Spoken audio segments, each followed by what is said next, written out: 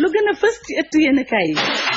ëttu yéenekaay ay bis bi dañ ci ànd ak Arnaud Diouf. ndax moom dafa bari ay xarit njiital réew bu Sénégal ab laaj yéenekaay bi di Jeune Afrique xëyee ka ay bés bi ñu nekk ci weneen wàll beneen hebdomadaire di La Gazette moom la yitteel di jëflante yi jàpp ne nag ñagas na diggante Macky Sall ak kii di premier ministre bi njiital réew bu Sénégal ak ñii di ay xaritam Jeune Afrique tax mu nañu nag ndax njiital réew bu Sénégal dafa bëgg nag ab coalition bu yaatu yéenekaay bi gis na nag am na ci nag ñii di ay àndandooram loola neexu leen ba ci sax ñi nga xam te nag yàgguñu kaa fekk si la jaaxalul kon samay naatango yi La Gazette ni ñu nag lii mooy politique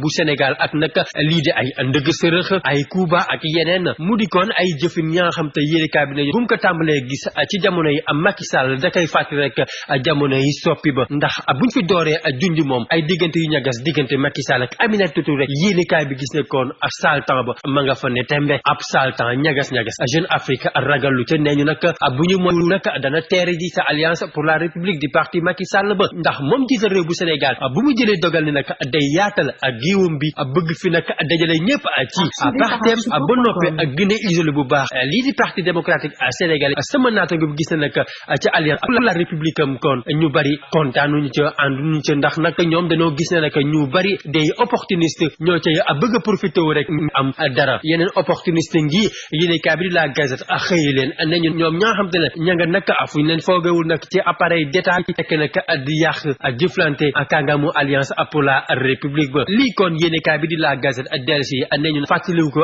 dara lu dul rek jamono yi Abdoulaye Wade ba monte ne kon Abdoulaye Wade nekkatul nag ci kaw nguur gi yéenekaay bi gis te ne ni ñii tey ji toog ak kaw nguur gi di doxalee lenn rek la koy fàttali ne nguur gi Abdoulaye Wade dafa mel ni moo fi dakkagul la France bëgg dakkal lii doxalinam kii di ab nit ku ñuul africain ba ak kii di antisémite ba bu ñu sukkandikoo ci yéenekaay bi di Le Témoin Dieudonné mu di kon ab humoriste fekk baax réewum Cameroun am nationalité France ca France moom sax yéenekaay bi di Jeune Afrique ak jàngkatam nañu wax yëpp moom Dieudonné suba Dieudonné ngoon ba ji sax bu ñu sukkandikoo ci sama naataango yi fa gën a kawe ca nguur ga Manuel Valls mooy François Hollande yéenekaay bi ne nag ñoom daal ka leen tere ne la mu di Dieudonné boobu waaye nag bu ñu sukkandikoo ci Le Témoin Dieudonné boobu dafa mel ni nag dafa laalaake moom am sañ-sañ nag attaqué ñi nga xam te ñu di ay juif te loolu yéenekaay bi gis na ca Occident boobu ak kenn du ko fa baale mu di kon la nga xam te ne après gis na ca France nga xam ne nag ab réew bi nga xam te ne ràññee nañ ko bu baax ci lii di ab liberté d'expression yéenekaay bi kon ak gis ne doy na waar